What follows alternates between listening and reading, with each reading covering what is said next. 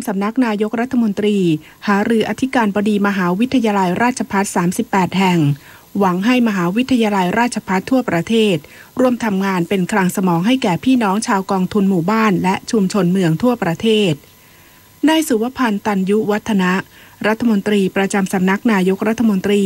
เป็นประธานการประชุมหารือแนวทางความร่วมมือในการพัฒนากองทุนหมู่บ้านและชุมชนเมืองระหว่างอธิการบดีมหาวิทยาลัยราชภัฏ38แห่งและสำนักงานกองทุนหมู่บ้านและชุมชนเมืองแห่งชาติเพื่อให้มหาวิทยาลัยราชภัฏทั่วประเทศมาร่วมทำงานเป็นคลังสมองให้แก่พี่น้องชาวกองทุนหมู่บ้านและชุมชนเมืองทั่วประเทศรัฐมนตรีประจำสำนักนายกรัฐมนตรีกล่าวว่ามหาวิทยาลัยราชภัฏเป็นส่วนหนึ่งในการทำงานพัฒนากองทุนหมู่บ้านและชุมชนเมืองที่สำคัญซึ่งจะนำไปสู่การยกระดับความเป็นอยู่การพัฒนาท้องถิ่นของชาวบ้านเนื่องจากมหาวิทยาลัยราชภัฏตั้งอยู่ในพื้นที่ชุมชนท้องถิ่นมีแนวทางในการพัฒนาไม่เฉพาะด้านการศึกษาเท่านั้นแต่ยังรวมถึงการพัฒนาความเป็นอยู่ของประชาชนในชุมชนและหมู่บ้านให้มีความเข้มแข็งเพิ่มศักยภาพของกองทุนหมู่บ้านผ่านโครงการต่างๆในการพัฒนาด้วยโดยเน้นสนับสนุนให้ชุมชนดำเนินกิจกรรมต่อยอดในการพัฒนาศักยภาพของชุมชนของตนเองได้ซึ่งความร่วมมือในครั้งนี้จะสอดรับกับแนวคิดในการพัฒนาศักยภาพในพื้นที่ให้มีความทันสมัยก้าวหน้าและมีประสิทธิภาพทั้งนี้จะมีการลงนามบันทึกความร่วมมือในกิจกรรมด้านต่างๆร่วมกันพร้อมติดตามประเมินผลและสรุปการดำเนินงานเพื่อนำมาปรับปรุงในการขับเคลื่อนการพัฒนากองทุนหมู่บ้านและชุมชนเมืองทั่วประเทศต่อไปสำนักงานคณะกรรมการนโยบายรัฐวิสาหกิจร่วมมือกับรัฐวิสาหกิจ13หน่วยงานบูรณาการข้อมูล Big Data ระหว่างหน่วยต่างๆนายอภิศักดิ์ตันติวรวงศ์รัฐมนตรีว่าการกระทรวงการคลังกล่าวในพิธีลงนามบันทึกข้อตกลงความร่วมมือการบูรณาการข้อมูลด้านการเงินและสาธารณูปการเพื่อยกระดับการให้บริการประชาชนสู่การเป็นข้อมูลขนาดใหญ่หรือ Big Data ของรัฐวิสาหกิจระหว่างผู้บริหารรัฐวิสาหกิจ13หน่วยงานที่มีนายสมคิดจาตุศรีพิทักษ์รองนายกรัฐมนตรีเป็นประธานว่าการนำข้อมูลมาใช้ในการดำเนินงานจะทำให้การออกนโยบายต่างๆทำได้อย่างมีประสิทธิภาพซึ่งเป็นสิ่งที่ทางภาครัฐได้พยายามผลักดันให้ทุกหน่วยงานร่วมมือกันโดยกระทรวงการคลังได้เชื่อมโยงข้อมูลผู้เสียภาษีอากรทั้งจากศุลกากรสรรพากรและสรรพสามิตทำให้สามารถขยายฐานภาษีได้การเชื่อมโยงข้อมูลผู้มีรายได้น้อยและการร่วมมือในวันนี้เป็นการนำข้อมูลของรัฐวิสาหกิจที่มีฐานข้อมูลขนาดใหญ่ให้มาเชื่อมโยงกันเพื่อช่วยเหลือผู้ประกอบการขนาดกลางและขนาดย่อมหรือ SME ให้เข้าถึงแหล่งเงินทุนได้เร็วขึ้นขณะเดียวกันก็จะช่วยลดต้นทุนการพิจารณาสินเชื่อแก่ภาคสถาบันการเงินอีกทั้งยังสามารถวิเคราะห์ความเสี่ยงของสินเชื่อด้อยคุณภาพหรือ NPL ของลูกค้าได้ส่วนในระยะยาวจะมีการเชื่อมโยงข้อมูลระหว่างกระทรวงต่างๆร่วมกันโอกาสนี้สำนักงานคณะกรรมการนโยบายรัฐวิสาหกิจได้ร่วมกับบริษัทข้อมูลเครดิตแห่งชาติจำกัดหรือ NCB วางแผนโครงการ SME Financialนำข้อมูลในการวิเคราะห์ออกแบบนโยบายเพื่อช่วยเหลือ SME ให้ตรงจุดมากยิ่งขึ้นอีกด้วยครั้งนี้จะเป็นการเชื่อมโยง Data เพื่อที่จะเสริมและช่วย SME กลุ่ม SME ทั้งหมดเนี่ยนะครับจะได้รับการช่วยเหลือจากข้อมูลที่เราสามารถรวมกันและวิเคราะห์ขึ้นมาได้ SME ในที่สุดแล้วเนี่ยจะทำให้เขาเองสามารถที่จะได้แหล่งเงินได้เร็วขึ้นสามารถได้เงินเร็วขึ้นขณะเดียวกันพวกกลุ่มแบงก์ต่างๆเนี่ยด้วยข้อมูลต่างๆเหล่านี้เนี่ย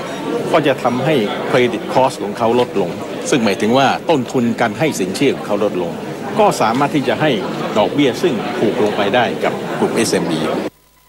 นอกจากนี้รัฐมนตรีว่าการกระทรวงการคลังยังได้มอบหมายให้สำนักงานปลัดกระทรวงการคลังเป็นตัวแทนหลักในการพัฒนาระบบ Big Data โดยอาจจะมีการตั้งกลุ่มงานขึ้นมาในสังกัดกลุ่มงานเทคโนโลยีของกระทรวงการคลังซึ่งจะสามารถวิเคราะห์ข้อมูลสำคัญต่างๆและเตรียมพร้อมให้สามารถเชื่อมโยงข้อมูลไปยังกระทรวงต่างๆต่อไป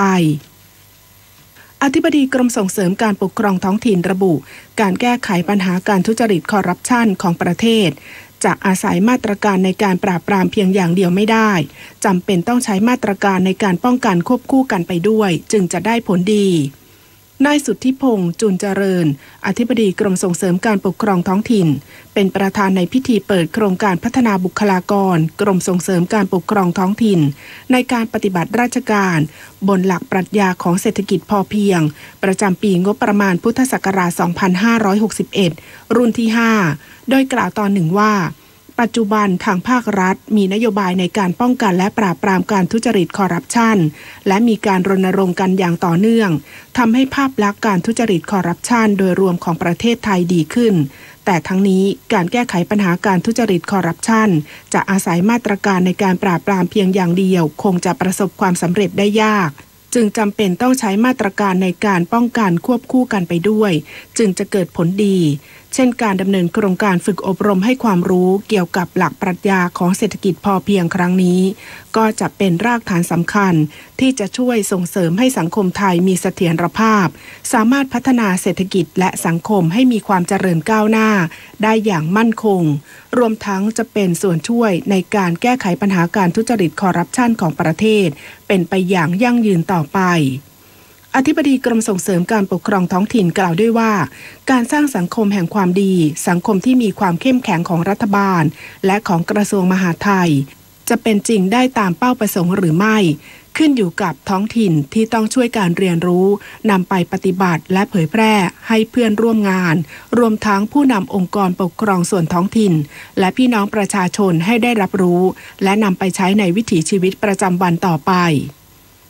อธิบดีกรมการจัดหางานเปิดเผยหลังจากเปิดศูนย์บริการเบ็ดเสร็จรอบที่ 2 ภายใน 7 วันพบว่าแรงงานต่างด้าวขึ้นทะเบียนประวัติแล้วกว่า 50,000 คนนายอนุรักษ์ทศรัตน์อธิบดีกรมการจัดหางาน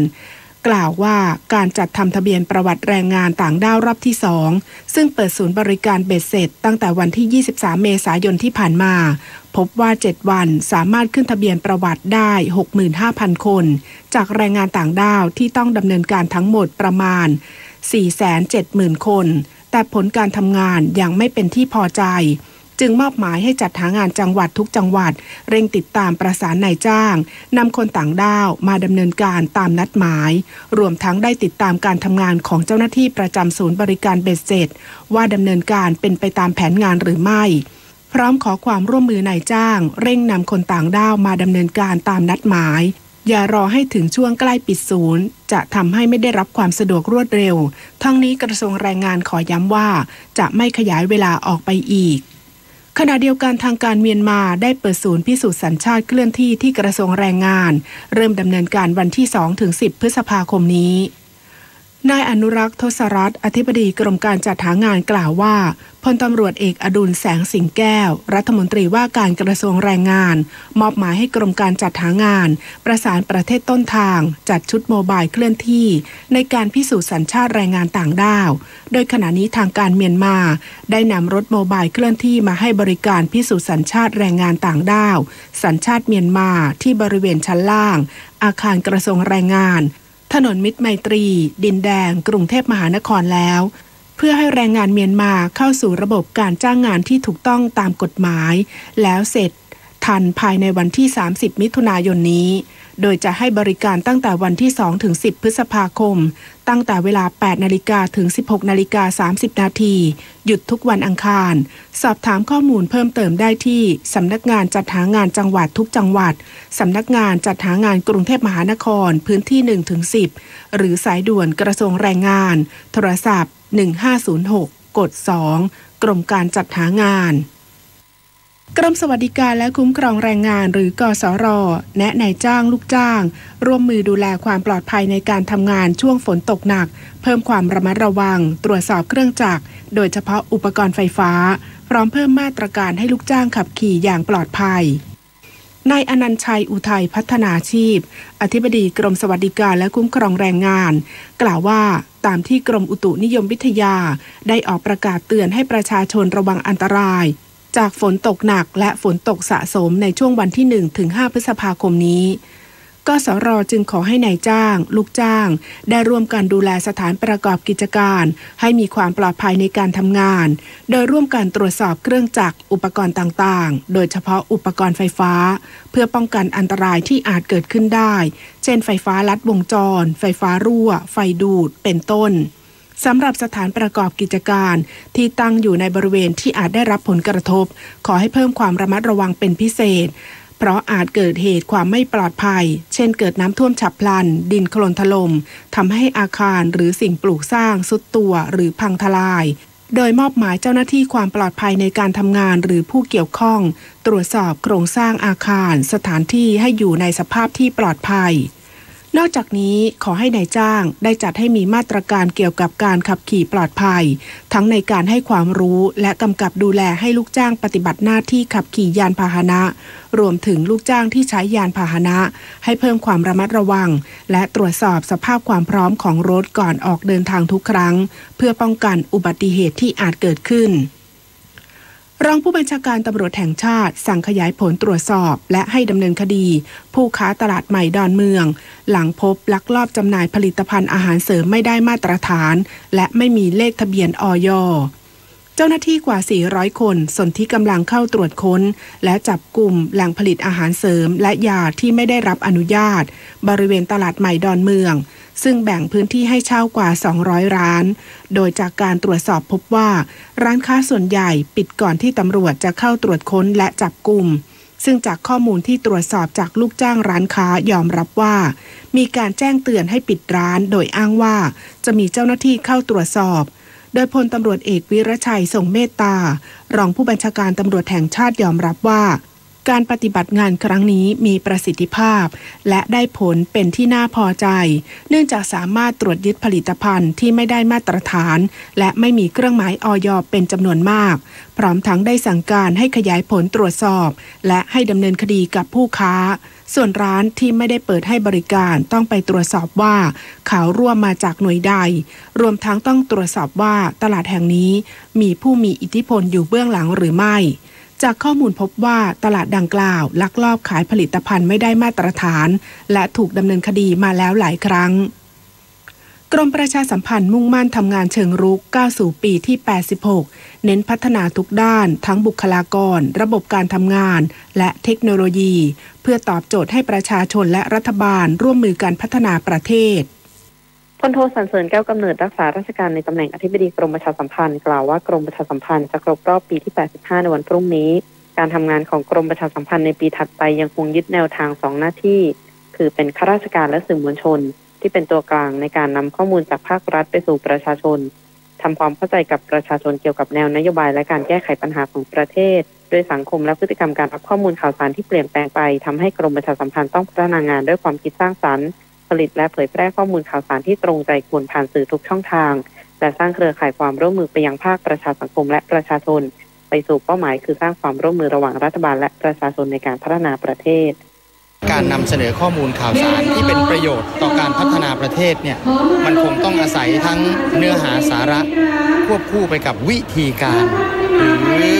ความคิดที่เริ่มสร้างสรรค์ทำยังไงให้ประชาชนเกิดความสนใจในสิ่งที่เราจะนำเสนอให้ได้คงต้องทำควบคู่กันไปทั้งทีวีวิทยุสื่อโซเชียลมีเดียแล้วก็สื่อตัวบุคคลอาศัยเครือข่ายภาคประชาชนขอกระจายข่าว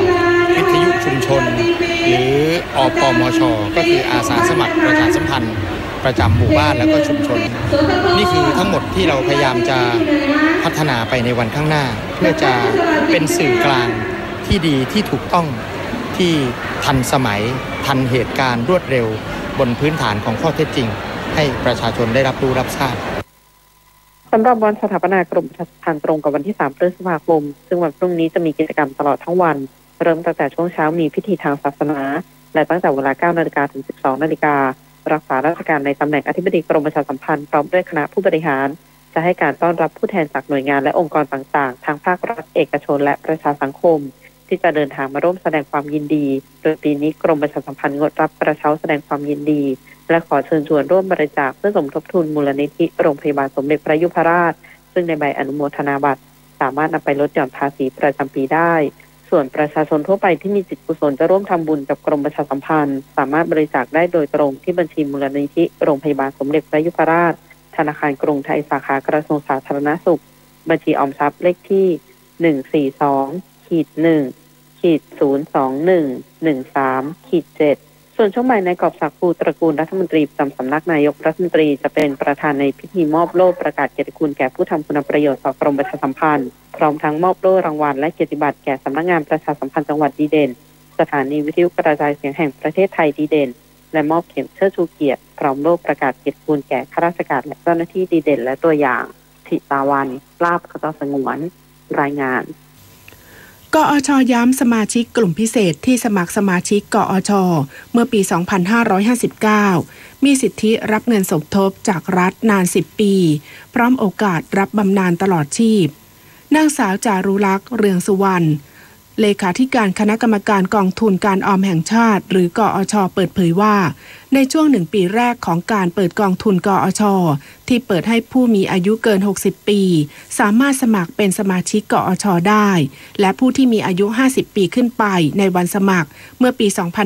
2559 จะได้รับสิทธิระยะเวลาออมและรับเงินสมทบจากรัฐบาลเป็นเวลา10 ปีนับจากอายุของสมาชิกในวันที่สมัครส่วนสิทธิอื่นๆเป็นไปตามที่กฎหมายกำหนด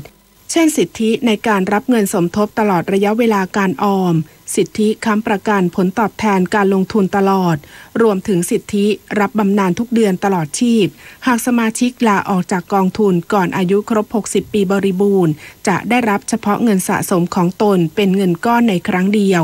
พร้อมผลตอบแทนการลงทุนตามภาวะตลาดณวันที่ไถ่ถอนส่วนผู้ที่ลาออกหลังจากอายุครบ60 ปีบริบูรณ์กอช.จะทยอยจ่ายเงินคืนเป็นรายเดือนจึงขอเชิญชวนสมาชิกกลุ่มพิเศษใช้สิทธิออมเพื่อรับเงินสมทบให้ครบระยะเวลา10 ปีเพื่อรับประโยชน์สูงสุดจากการวางแผนเกษียณกับกอช.วงการเพลงลูกกรุงสูญเสียสวลี ภกาพันธ์ศิลปินแห่งชาติสาขาศิลปะการแสดงปี 2532 สิริอายุ 86 ปีกำหนดสวดพระอภิธรรมศพที่วัดธาตุทอง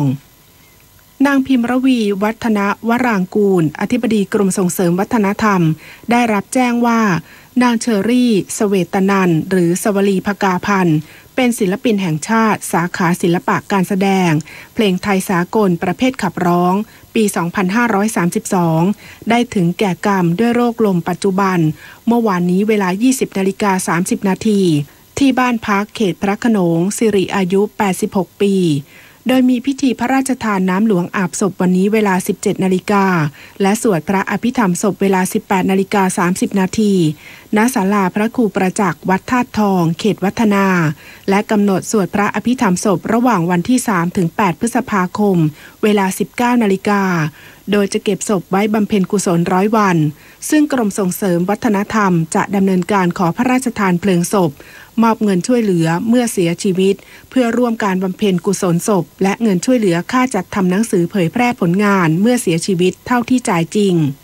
นับเป็นการสูญเสียศิลปินที่ทรงคุณค่าอย่างมากนางสวลี ภกาพันธ์มีผลงานด้านศิลปะการแสดงหลายแขนงทั้งการแสดงละครการขับร้องเพลงไทยสากลและเพลงสากล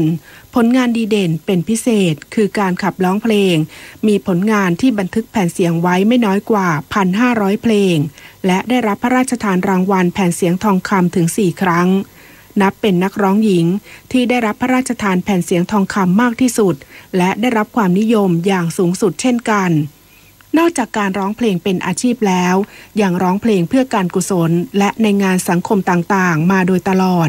นับว่าเป็นศิลปินที่ใช้ผลงานทางศิลปะให้ความบันเทิงและจะลงใจของคนในสังคมตลอดมารายการศาสตร์พระราชาสู่การพัฒนาที่ยั่งยืนในวันศุกร์ที่ 4 พฤษภาคมนี้พลเอกประยุทธ์จันทร์โอชานายกรัฐมนตรีจะกล่าวถึงประเด็นปัญหาการบุกรุกป่าเพื่อหาแนวทางในการป้องกันรักษาและฟื้นฟูป่าซึ่งที่ผ่านมารัฐบาลได้ดำเนินการบริหารจัดการป่าทั้งการจัดที่ดินทำกินให้ชุมชนรวมทั้งการออกกฎหมายป่าชุมชนซึ่งมีความคืบหน้าในการดำเนินการไปแล้วทั้งนี้ประชาชนสามารถรับชมและรับฟังได้ในวันศุกร์ที่ 4 พฤษภาคมนี้เวลา 20:15 นาที ต่อจากนี้ไปขอเชิญรับฟังไถ่คู่ฟ้าครับรัฐบาลเริ่มส่งน้ำเข้าพื้นที่12ทุ่งลุ่มต่ำในลุ่มน้ำเจ้าพระยาตอนล่างครอบคลุม10จังหวัดท้ายเขื่อนเจ้าพระยาเพื่อให้พี่น้องเกษตรกรได้เตรียมการเพาะปลูกเร็วขึ้น1เดือนซึ่งเป็นมาตรการลดผลกระทบของผลผลิตทางการเกษตรจากปัญหาน้ำท่วมและใช้พื้นที่ดังกล่าวเป็นแก้มลิงธรรมชาติชั่วคราวสำหรับพักชะลอน้ำหลังเก็บเกี่ยวแล้วเสร็จช่วงเดือนกันยายนโดยสามารถรองรับน้ำไว้ได้มากถึง 1,500 ล้านลูกบาศก์เมตรช่วยลดความเสียหายจากปัญหาน้ำท่วมพื้นที่ชุมชนตามแนวริมฝั่งแม่น้ำเจ้าพระยาและเขตเศรษฐกิจตอนล่างนอกจากนี้พื้นที่แก้มลิงยังก่อให้เกิดอาชีพประมงเป็นแหล่งอาหารโปรตีนให้ประชาชนในพื้นที่มีรายได้เสริมรวมทั้งทำให้เกิดความอุดมสมบูรณ์ของดินโดยได้รับความร่วมมือจากเกษตรกรเป็นอย่างดีครับร่วมเดินหน้าประเทศไทยกับสำนักโฆษกสำนักเลขาธิการนายกรัฐมนตรีถ้ารวมกันเป็นกลุ่มเป็นก้อนเป็นหมู่คณะเป็นประเทศชาติปฏิบัติหลักของเมตตากรุณาอยู่ร่วมกันอย่างน่าเอ็นดูอย่างช่วยเหลือซึ่งกันและกันอย่างมีคุณธรรมชาตินั้นก็จะอยู่ไม่มีพลังใดที่จะมาสู้พลังคุณธรรมโดยเฉพาะของเมตตากรุณาพระราชดำรัสพระบาทสมเด็จพระปรมินทรมหาภูมิพลอดุลยเดชบรมนาถบพิตร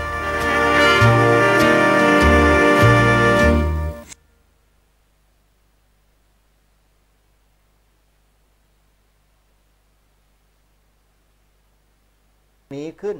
หารือและได้รับการสนับสนุนจากประเทศต่างๆได้ด้วยดีจากนั้นคณะทูตถาวรศรีลังกาประจำสหประชาชาติณนครนิวยอร์ก